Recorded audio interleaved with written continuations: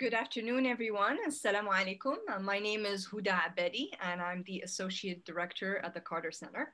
On behalf of the Carter Center, I want to welcome you all to our special panel on Muslim Voices from the Ground, Grassroots Approaches to Peacebuilding.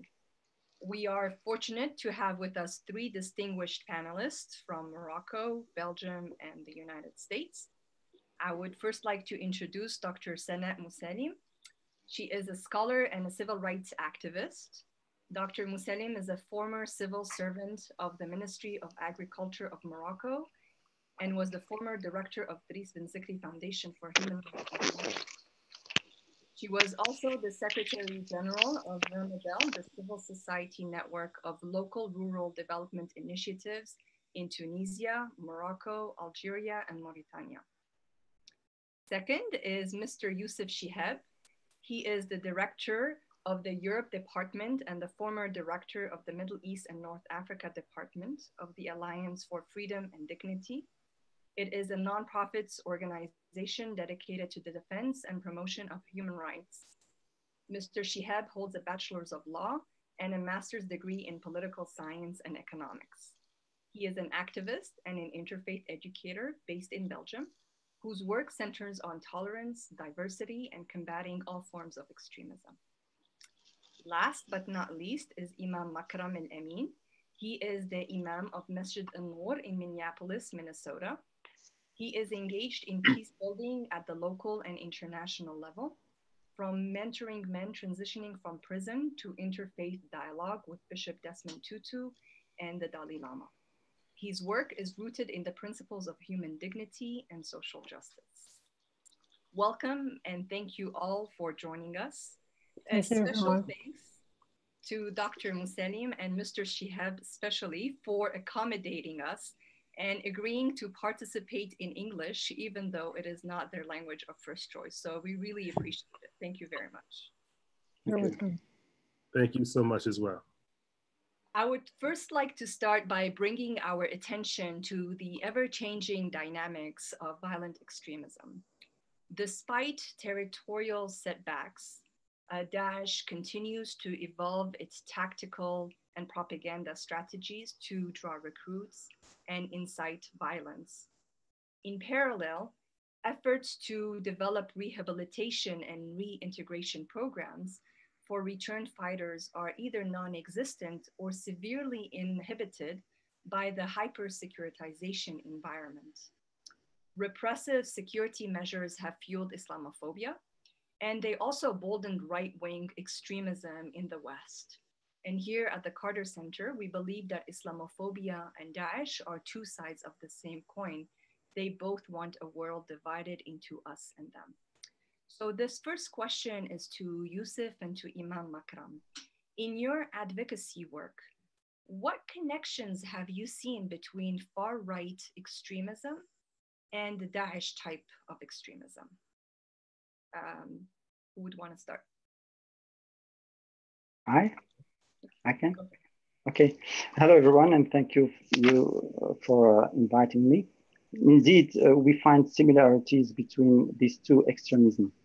The far right in Belgium, fortunately, has less opportunity to commit acts of violence, even though several cases of aggression against Muslim women have been declared since the attack in Brussels.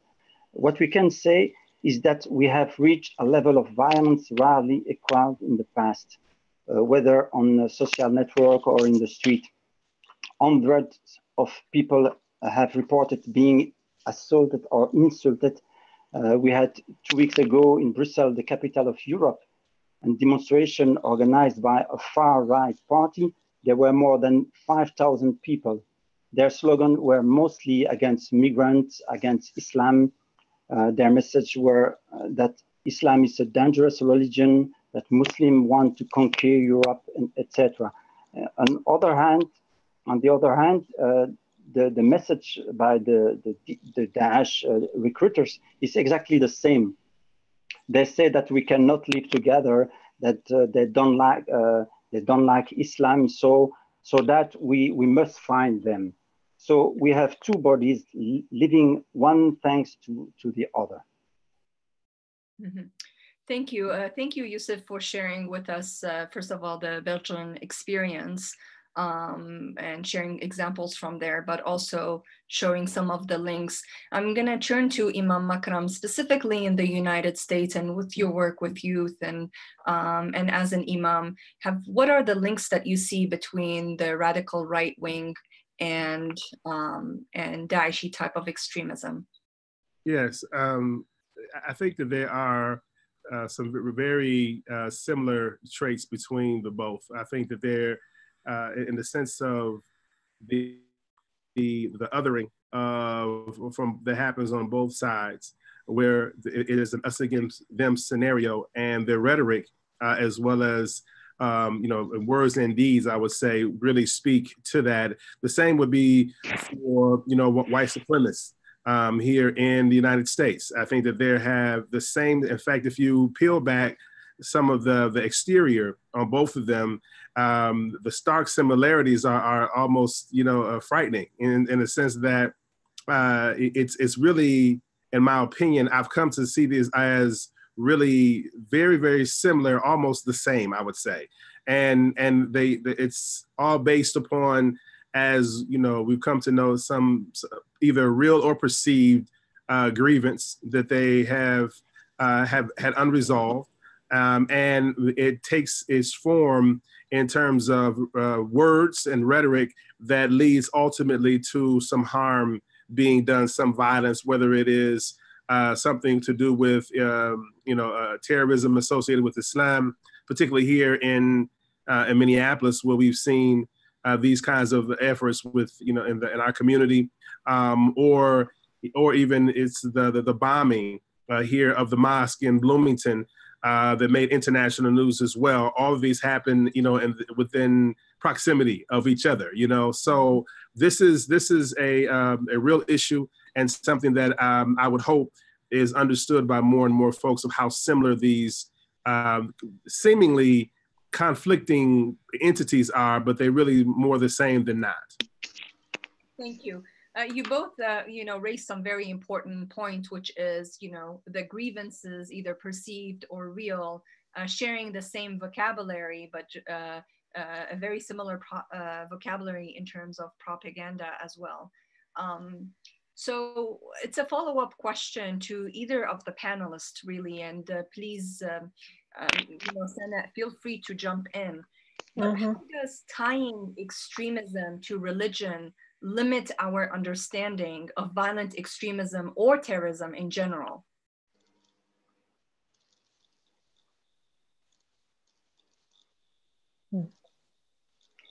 Houda? Yes, please. The problem is that when we link extremism to religion, we have to find the religion to solve the problem, which is dangerous, because in this case we generalized and we say that all Muslims are wrong. As we all know, Islam is not a problem, but manipulation on a part of some for a specific purpose. So what if we take the issue of extremism or terrorism as a social phenomenon to analyze and solve, it will be approached in a different way. We all know that extremists on all sides prefer the first solution that links religion to violence. Thank you. Thank you. Does anyone... If I could add something to that, I think that the other issue is it really becomes it inhibits us to really deal with the crux of the issue. Most times there are, if it's under the cloak of a religious tradition, then as Yusuf just mentioned, it takes a religious approach to it. But if it looks at this, I would say, from a very human perspective, a very human approach to this idea that most times these circumstances allow us to fester and nurture and grow, where there are the disparities and lack of goods and services and the quality of life and education and clean water and air, all these sorts of things that we don't necessarily associate with it when you have that, when the absence of these things are taking place, then it opens up the door to these folks who desire to have these things, and they'll use any, I would say, vehicle to promote their hurt, their pain, and again, their perceived grievance. So I think that religion at that point becomes more of a pawn than anything. Thank you. And you both are saying something really important. It's the way we really analyze the issue. The way we analyze the issue will dictate the way we are trying to solve the solution. So when we don't look at the social grievance, when we don't look at lack of human rights, then, and we specifically look at religion, then we problematize the religion as a whole and do further damage. Yeah, Houda, sorry, just to add something. First of all, good evening to everybody, and thank you to the Carter Center and to you, dear Houda, for the invitation to this roundtable. I'm delighted to see known faces. Hi, Imam Makram, and less known. Nice to meet you, Monsieur Shihab. I wanted to add something about this last question. It's necessary to recall that terrorism and radicalism, violent radicalism, is not associated with a particular nationality, religion, or ideology. Even if the importance of recognizing the multi-dimensions of nature of terrorism, the statistics show, for example, that in the US between 2006 and 2016, the right-wing Christian militia have killed more than 2,200 people. The Islamic groups killed 50 people, even if the media doesn't enhance in the same way this two information. Violent radicalization is something very complex, as Imam Makram said. There is a multiplicity of profiles and pathways, and no systemic model can explain the process of radicalization. In addition, geopolitics realities are very diverse, so we cannot define a unique model of radicalism. And even if there is a range of possible factors and combinations leading young people specifically to radicalize, including social networks and the danger of internet, failing educational programs in lots of countries, difficult socio-economic context and exclusion and marginalization, even if poverty is not one unique factor, it's a factor among many others. Thank you very much, Sana. I mean, thank you for also, reminding us of the multiplicity of factors, but something also very important, which you raised, is the double standards of the media and how the media focuses only on one specific extremism. And it's the violent extremism that makes us more comfortable discussing. So even though, for example, in the United States, the #1 threat of violent extremism is more the rise of white supremacy, still focus on Daeshi types of extremism within the US. So it shows also the double standards and the challenges that Muslim communities are facing as well. This question is for you, Sana. How does religion and peace building and the defense of human rights intersect with your work? And what insights can faith-based actors and community leaders bring to the cause of peace? As human rights activists, for me, any action to find or prevent radicalization leading to violence and peace building must absolutely take into account the respect of fundamental principles and human values as they are universally recognized. The peacebuilding obviously requires holistic action. Before tackling the issue of radicalization, whether related to religions, ideological or political beliefs, which can lead to violent and unpredictable acts, we must first understand the causes. And for that, we need in-depth scientific studies that don't start from bias to fully understand these questions and bring them to the right answers. We have to look at this phenomenon in a global way. Today, we do not have enough perspective on these phenomena, and we need to understand them before thinking about solving them. I would have liked in my work of sensitizations and education to the values of openness and promotion of living together, values to collaborate with the broad-minded and courageous religious leaders, but that was not always possible. There must be openness and the need for collaboration on both sides. Religious leaders also need to be convinced of the need to deal with this problem in a holistic manner, using fundamental human values and principles which transcend cultures and borders and nationalities to build a common space of coexistence.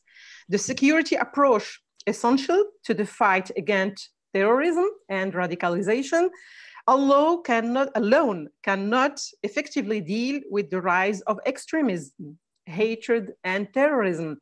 It must be completed by public policies of economic and social inclusion and by a profound reform of education.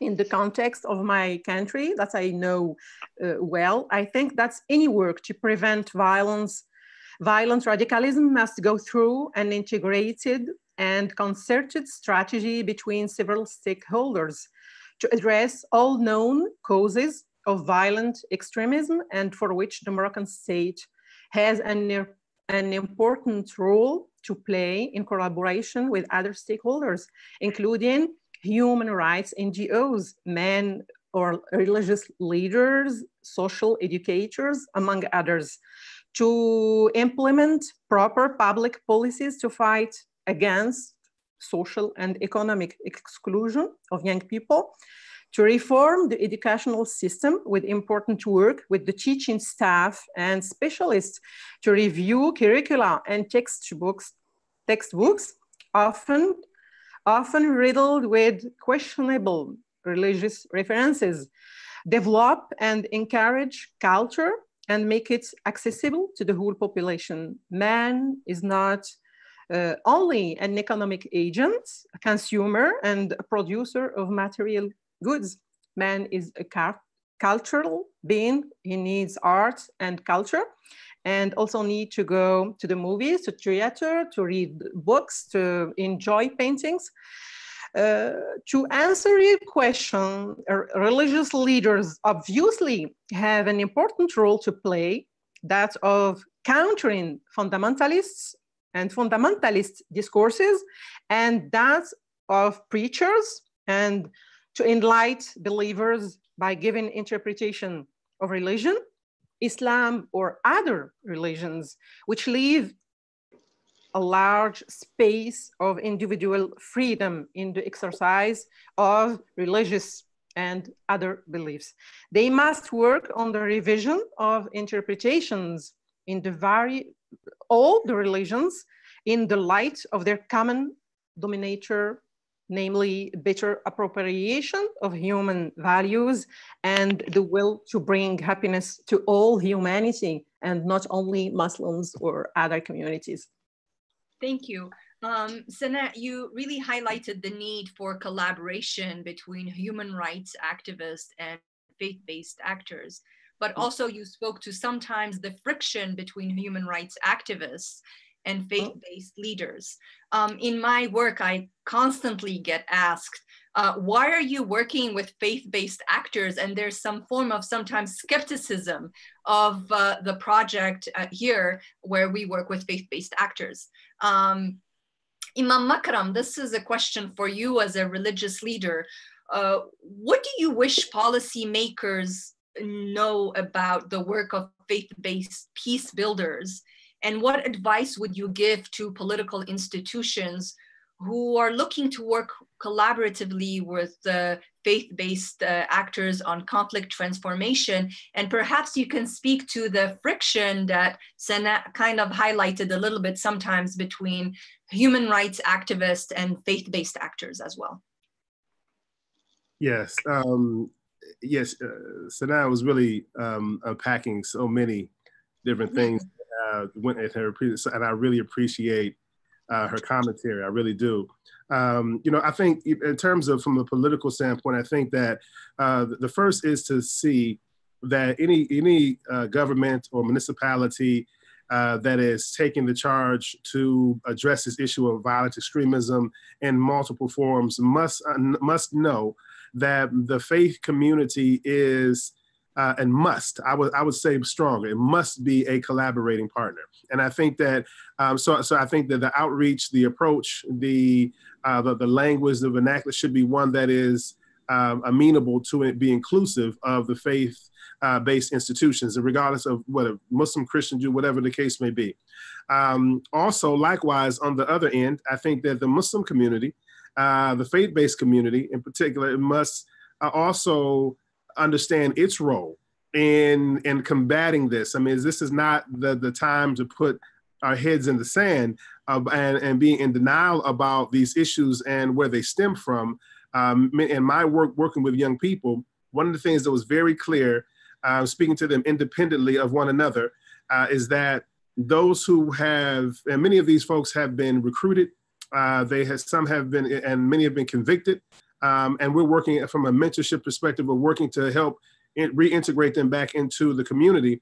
But one thing was very, very clear, and it was that there was a failure on the part of the Muslim leadership specifically, because I work with Muslims primarily, in terms of getting out ahead of these issues and addressing them as well, and said we were in too much of a denial. And I had to tell them that while, you know, we obviously couldn't condone the behavior, etc., we have to understand the factors that contributed to making this even feasible in someone's mind, you know? And I think that was one of the great learnings that I have over the course of this time, and it crystallized something that I had a hunch about, but it definitely proved true in just the comment out. We're working with these young people directly about really the failures of the faith community as institutions in terms of taking these issues head on. So I think that's one thing that I'll say. The other is, you know, this idea of this conflict between, you know, faith and human rights and these sort of things, I mean, is mind-boggling to me. It's mind-boggling, really. It's something that is, seems to have at its, maybe a level of you know, righteous indignation maybe, or territorialism of sorts, to where, you know, seeing each other as you know, part of the issue versus part of the solution. And again, herein lies the problem. So I would say that I understand it just because it's human beings dealing with one another, but not from a idealistic perspective of having these two entities, again, the human rights as well as faith, being seen as on the opposite sides of this argument. That still is something that is again, I guess the term I can use best is mind-boggling to me. So. Thank you so much. And just a follow-up, I want to bring in Yusuf to this conversation, because I think, Yusuf, for people who are not familiar with your work, you do it beautifully on working on human rights issues, but at the same time, you extend a hand to faith-based actors, especially with youth within the Belgium area, within Belgium. Is there anything you want to share with us in terms of your personal work or experiences working on human rights issues and at the same time with faith-based actors? Yes, of course. may I reply to the other question about the role of the human rights organization and the role of the imams? May I? Yes, please. Yeah. Okay. As for me, for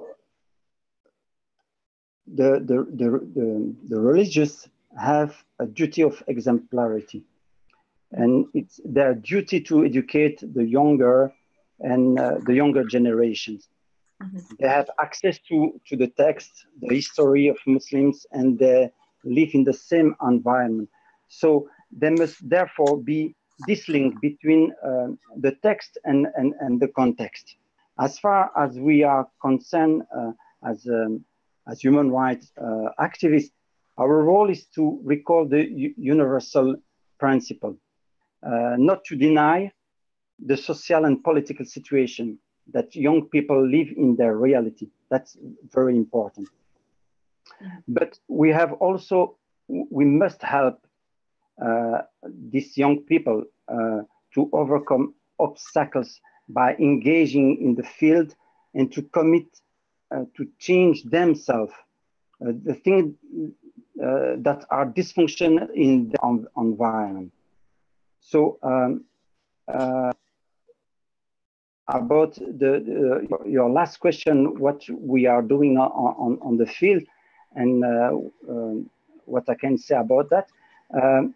We have launched an education program for young people and association leaders, in which we propose on the young people 5 modules.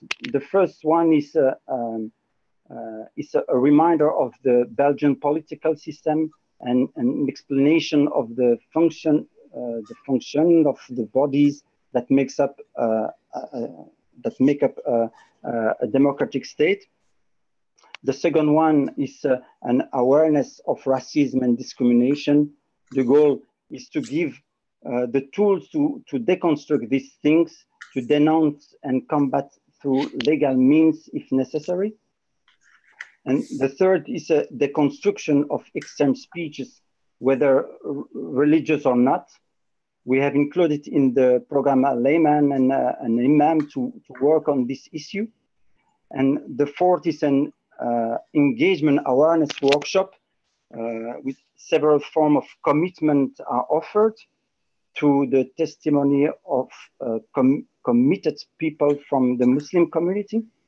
And the fifth is a workshop on communication. The goal is to give tools that will allow them to pass on their message and avoid talking in their place. That's what we are doing on the part of what we do on the field. Thank you. I'm going to shift the focus a little bit to the current situation on the ground. We spent a lot of time speaking on violent extremist movements and the linkages and root causes and the role of faith-based actors. Now I want to shift a little bit more to the role of the response back, the government's response back, which most of the time has been more of an aggressive security approach response. And we know that aggressive security approaches alone are ineffective, and a lot of times they further marginalize and add additional pressures, and sometimes do more harm than good.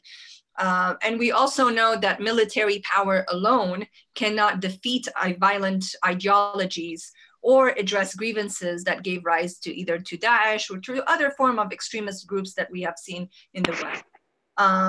But my specific question, though, coming from 3 different contexts, we have Europe, we have North Africa, and we have the United States. So Muslims as a minority and Muslims as a majority. What has been the impact of securitization on Muslim communities in Europe, US, and I might add even North Africa? And this is a question to either panelists. The response back the responses that we have seen, the security response, how has it impacted the Muslim communities in the West or even in North Africa, if at all? Who wants to take a jump at it? No, I find that, you know, it puts us at a zero-sum kind of a position. You know, it's like an all or nothing scenario in the sense that you know, to acknowledge that there is a problem, to be part of a community like the Muslim community as a minority here in the United States, and to acknowledge that yes, there is a problem to law enforcement, government, whatever the case may be, because there's no nuance in terms of their approach, then that's to invite a punitive response, you know, to the community. So in doing so, you know, it's kind of like one of those scenarios where you have less cooperation, you have less, you know, forthcoming, less transparency, because there's only, you know, they only have one tool on their tool belt, and that's to be punitive, that's to be you know, harsh in terms of the response.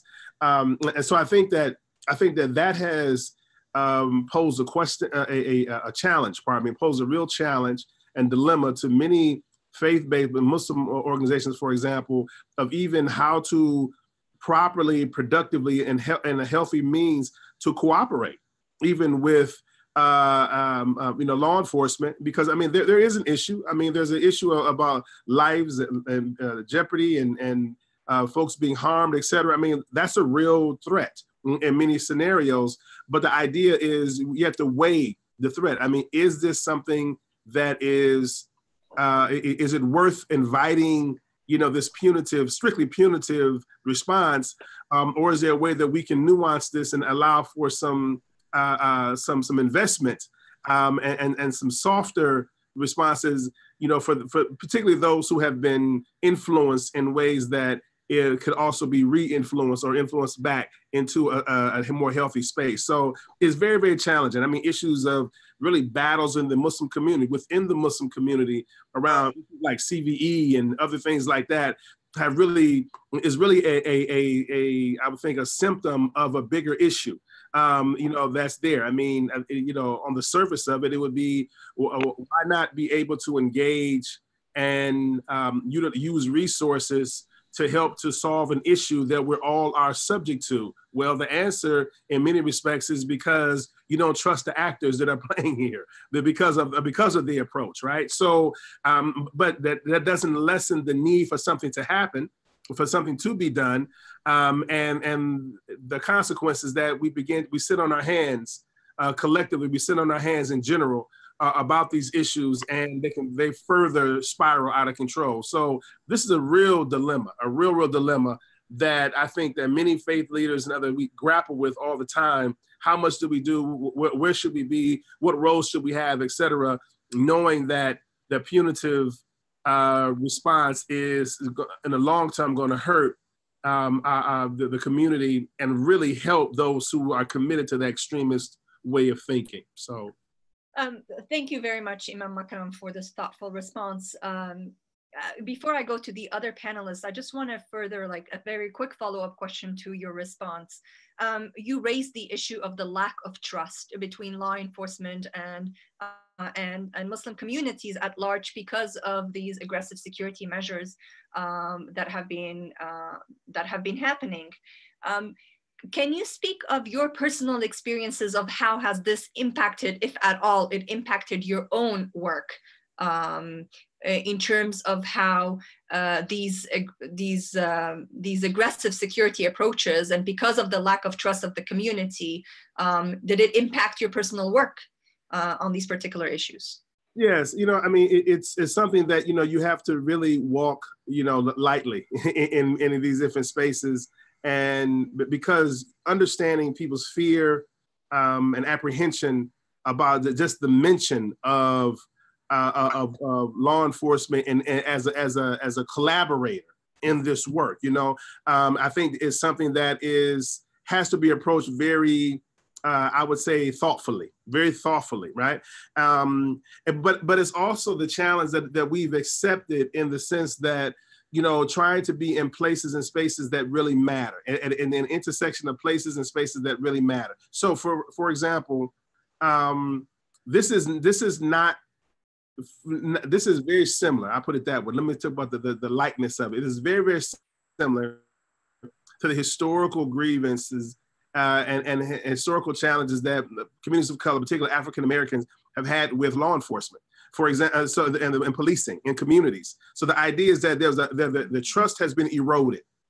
And it's not that there aren't issues that warrant to have law enforcement involved. That's not the case. It very much is. But you put people in a precarious position to have to choose, you know, to engage and be subject to, you know, the brute force, if you will, versus trying to deal with a problem that's really on their own, too much for them to handle on their own. You know, so they're under-resourced, both human and financial, to really respond effectively to the idea. So you have a long periods of time where seemingly no relation. We're talking about decades and decades and hundreds of years now that this erosion has taken place. And it's very symptomatic. I mean, we can look at, you know, police shootings and things of that nature amongst folks of color and how that happens. This has only been made possible by the constant erosion of trust that hinders the work of very sincere people on both sides of the fence. It's a real dilemma in terms of how to move forward on doing it. And it takes, quite frankly, some very courageous people to step out there that will have to be willing to take criticism from both the law enforcement side as well as from their own side. I mean, so that you have these folks who are stepping into this space that really puts them on an island. And I think that in and of itself is the challenge that we try to navigate and walk through this fine line. And in many respects, we've tried to keep our work quiet and out of the media as to avoid so many unwarranted and, I would say, opposition to the work.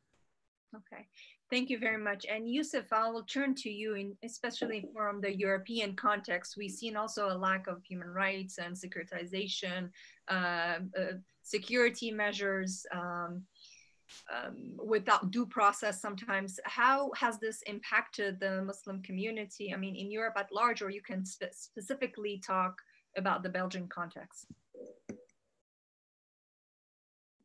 I can't hear you. You're on. Yes. Sorry, I told you what happened really on the street, and what was that Muslims were victims of what happened. But I think that the direction was very interesting, not only from Muslims community, but also from Belgian citizens. A lot of citizens' initiatives have been initiated since the Brussels attacks. Peace demonstrations were held in the streets of Brussels on the of the attacks. There was a big movement of citizens to help the migrants, which involved NGOs, trade unions, and even citizens. As for the Muslim community, there have been dozens of mosques that have opened their doors and welcomed non-Muslims to tell them about Islam. That is a very important thing, I think. During the month of Ramadan, for example, collective fast opening has been organized in many associations and mosques, and even in a church. Inter-religious days were organized. The last was held in the Basilica of Brussels, in the presence of religious and political figures, with presence of the King of Belgium. It's important to know that. And all the mosques are doing an extraordinary field work. Thank you, Yusuf. Actually, that was my next question, which was if you can all provide grassroots, examples of grassroots interventions. But I want to take a step back before we talk about the positive, and to focus specifically on how has securitization measures impacted Muslim communities also. So Imam Makram was talking about the lack of trust between law enforcement and Muslim communities. From your perspective, Yusuf, how has the fight of terrorism, countering terrorism, how has it impacted Muslim communities in Europe, and do you see it as creating more harm, or do you see it as a neutral response? I think that we cannot say that the community has no impact after what's happened. But I cannot say that today we can still feel what the impact of this secularization. Yes, it's the unemployment of the Muslims communities, the higher of here in Belgium. So, for example, in some cities where there are a lot of Muslims, the young people, the unemployed Muslims are more than 40%, for example. So the impact is clear. But I think that the community, the Muslims, has find maybe the way how to fight the situation, and they fight it with positive action on the field. Thank you, Yusuf, for your positive message.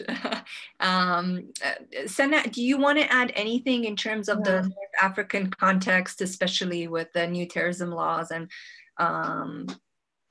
how it has, if it has, in your mind, if it has impacted Muslim communities with the securitization measures that we have seen? Yeah, I would like to add something. Morocco also have experienced terrorism attacks against Moroccans and also against foreigners. Terrorism is something frightening. It's a threat for all societies today.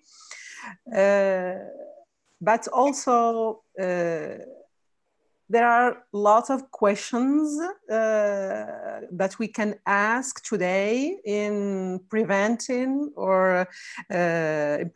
terrorism. There is a law against terrorism in Morocco, and the question is our private lives protected today? Because to prevent terrorism, and there are a lot of things that are conducted by the government, but the question of rights is asked: are rights protected? Are private lives protected? And also the second question is about terrorists themselves. Are their rights protected before being convinced? Are they having procès équitable? How can we process? Yeah. Equitable. Exactly. And that's the point I wanted to highlight, is in all situations, human rights must be protected. You've raised a very important question, I think, which is the question of rights that we see spanning not only within the North African context, but even within the Western context as well, in terms of when we're fighting terrorism, do we still protect and we enshrine human rights? Do we keep those rights protected? Or are the laws, the terrorism laws, are they very, not very specific that we can apply them, that there's more ease applying them in different situations? That's something that we should also be very careful with, and we need to keep in the back of our minds. Yusuf, you kind of a little bit mentioned this, so I'm gonna turn towards Imam Makram and Sana as well. How can we become, we've spoken a lot about, the impact of of security measures on communities, on Muslim communities in general. You use the example also, Imam Makram, of African Americans in the United States and the issue of community policing, etc. How can we become, if our viewers, what can you say to our viewers who are watching us today? How can we become active agents of peace instead of passive victims? What messages would you want our viewers to hear? How can we not fall prey into a narrative of victimhood, but try to be active within our community? I think that, we have to agree.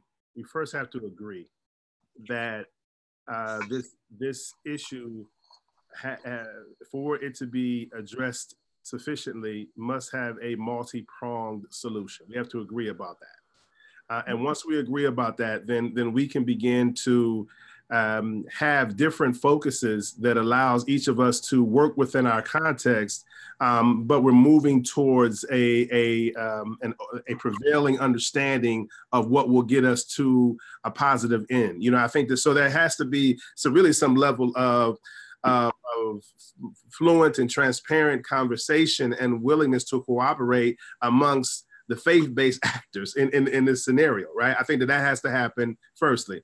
And then secondly, I think that, all work isn't for all people.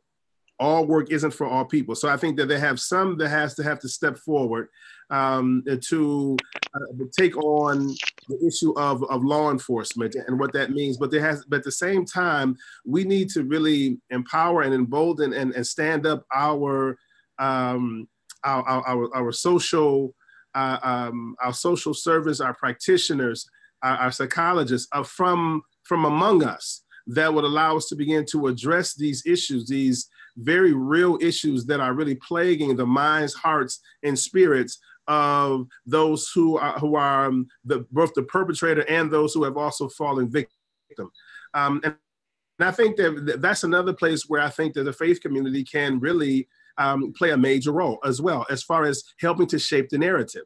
I think that if we're shaping the narrative and giving a perspective of not one of victimhood, but one of empowerment, really, and one of really going through, whether it's the stories from the text or scripture to other just modern day, historical events that we can really pull upon to show that even when things seem insurmountable, that we're against odds and so on, that we were able to persevere and find a path towards success, though it was very gloomy and dark for us. I think in the African American community, they call it, this is like a liberation theology of sorts, where you have these ideas of how to promote a narrative to keep people hopeful, though the task be daunting. You know what I mean? I think for me, it's very easy. And I would also say it is, I would be cheating the people that listen to me, that I influence. If I can only state the obvious, that the circumstances are dire, they're bad, they're not really good, that, we're not hopeful and so on. But at the same time, I stand before them as a faith leader in the space too. I am doing the community an extreme disservice if I do that. So I think there are multiple prongs to this. We have to first agree upon those, and then we have to have that messenger. In this work, the messenger counts. The messenger counts in a major way, and I think that we can't forget. So just anybody can't do any part of this work. We have to understand that. I mean, we have to have people with social capital and credibility and so on to be able to do that. And lastly, I would say, but also just be willing to accept some criticism. We have to be willing to accept some criticism. The whole saying that if you're doing something, if you're not being criticized by someone for the work that you're doing, then your work is probably not worthwhile. It's probably not the right work that you should be doing. So if we use that as a rule of thumb and begin to think about that sort of thing, not that we have everything right. Obviously, we make mistakes all the time, too many that I don't even want to admit to you all the many mistakes we have made. But I will say that we're committed to the work enough to even work through our mistakes and our shortcomings. Great, thank you. I'm not sure if there's anyone who wants to add something specific, Sana, on this question before I go into the last question, since we're coming to an end. Yeah, just to add something. Yeah, I wanted to say that every commitment is important. Everybody can do something to prevent radicalism and extremism. You know, these days I had to discuss with little children of 9, 10 years old about something, about an idea. They were told that celebrating the new year is something haram, you know? Which is something cool to say to children. Every occasion is a good occasion to be happy. Why? To tell these wrong things to little children, for example. So all of us have a role to play in our communities to promote openness, you know.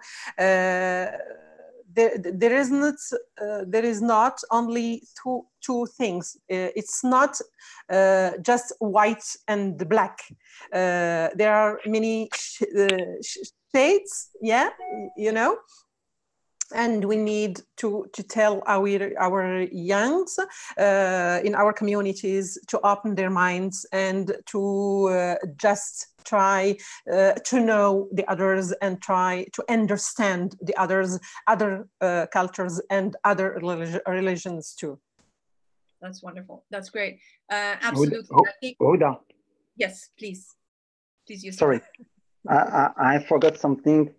And I would like to add it about the secularization.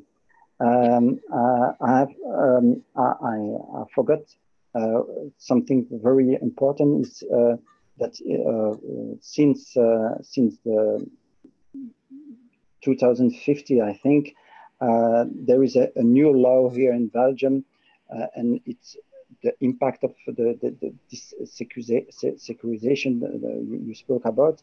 It's the privation of nationality. I don't know if we say that like that.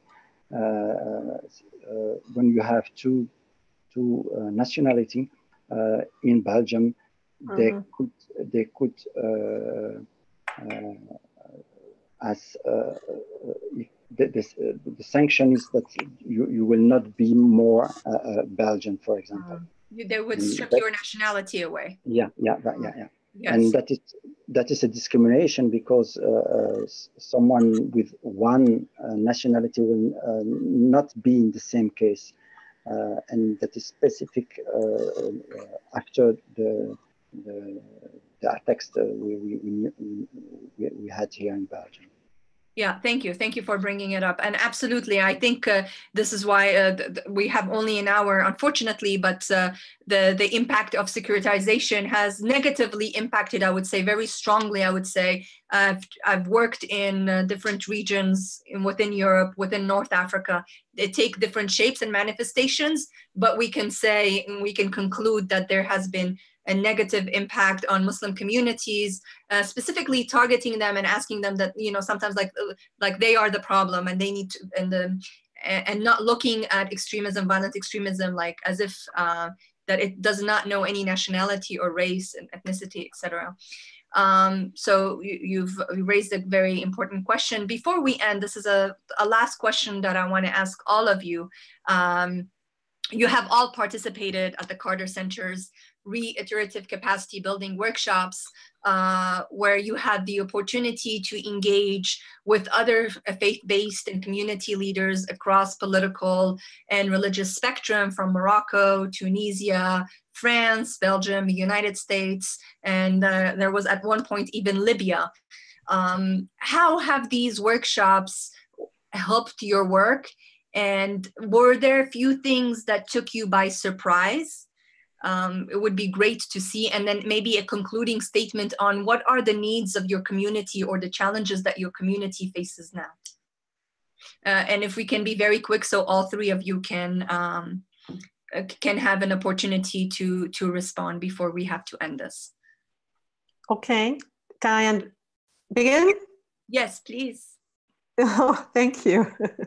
Yes, I did have the pleasure to participate in these workshops organized by the Carter Center, and I had the pleasure of meeting people from diverse political, religious, and geographic backgrounds. This allowed me to preempt, to understand questions that were a little removed from my concern. For example, I learned a lot about the difficulties that face Muslim communities, for example, in the US, in Europe, and the extent of the stigma they may encounter in democratic societies.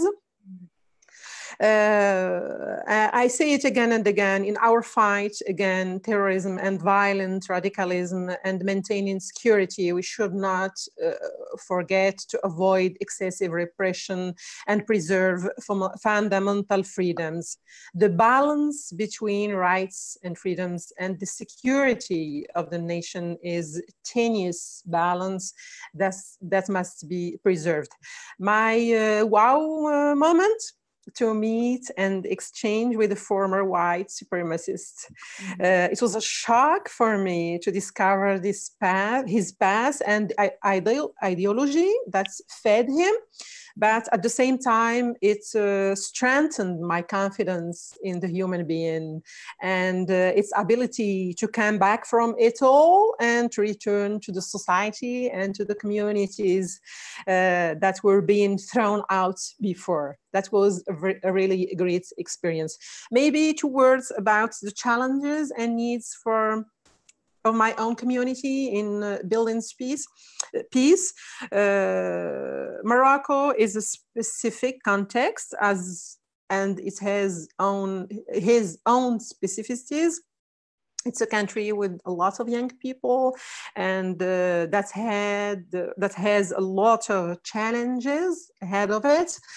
The big challenge is to ensure the development of the country without leaving anyone behind. The Moroccan state needs to provide basic needs for all its citizens: economic, social, and cultural rights, as well as civil and political rights. Health and education are key sectors today that need to be reformed and developed. Inclusive economic development for all people, especially rural people and women.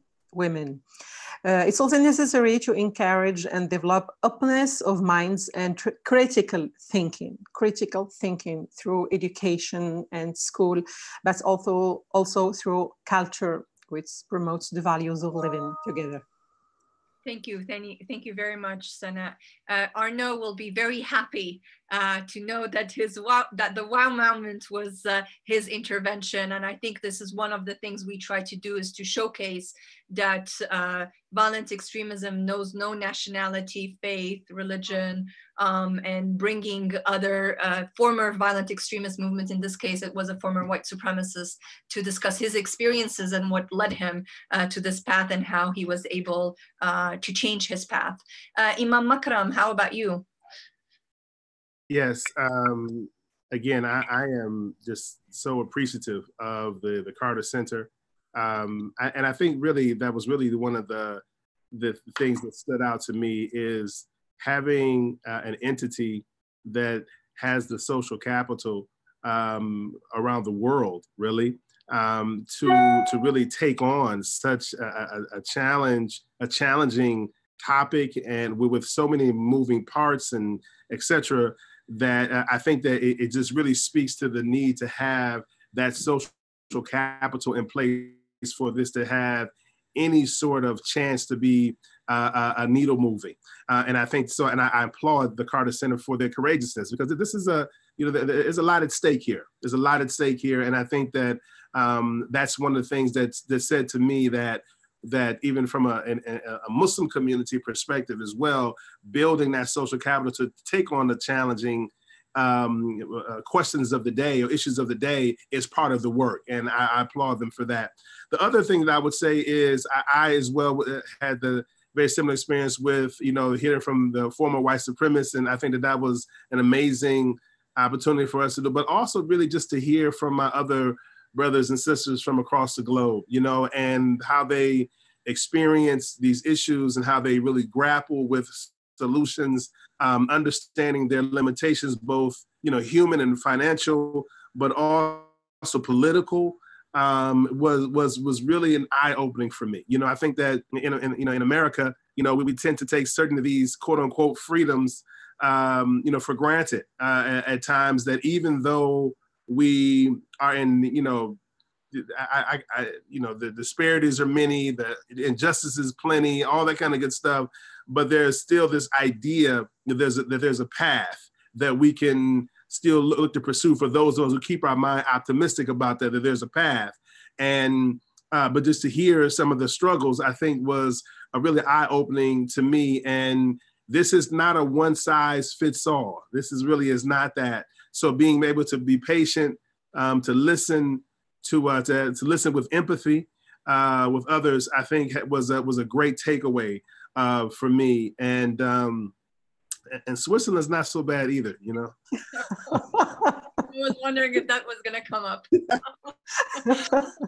Glad. I mean, one thing that I want to raise, and an important point, is the importance of how connected we are, right? And that we live truly in a globalized world, and what happens here and the decisions that we make may and will impact communities all the way in North Africa and vice versa. And to be able to say, to listen with empathy and to listen to the different challenges and how we can help each other and offer a lending arm is very helpful. How about you, Yusuf, from the Belgian context? And also you were one of our first cohorts who is now already working on the ground and implementing your local project with your group. And I'm not sure whether we lost him.